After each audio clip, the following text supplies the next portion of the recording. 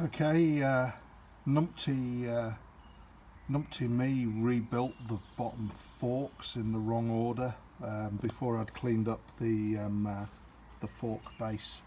I'd put a bush in here, Teflon coated there, for those that know what goes on the fork gubbins, but it had gone into there and it was proud, and I thought, how the heck am I going to get it out?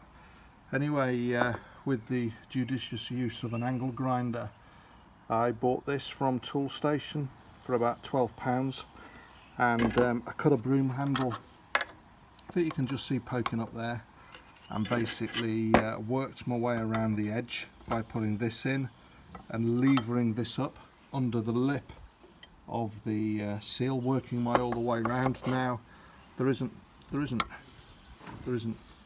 substantial damage there. It'll just clean up, because after all, this is where the O-ring goes, and where the oil seal goes and does its work. But it's successfully come out. Anyway, lessons of a numpty part 1. Now to clean it up and rebuild with a new part from Kawasaki, new fork seal. Anyway, hope this might save somebody's day, as indeed it did mine. Thanks for watching.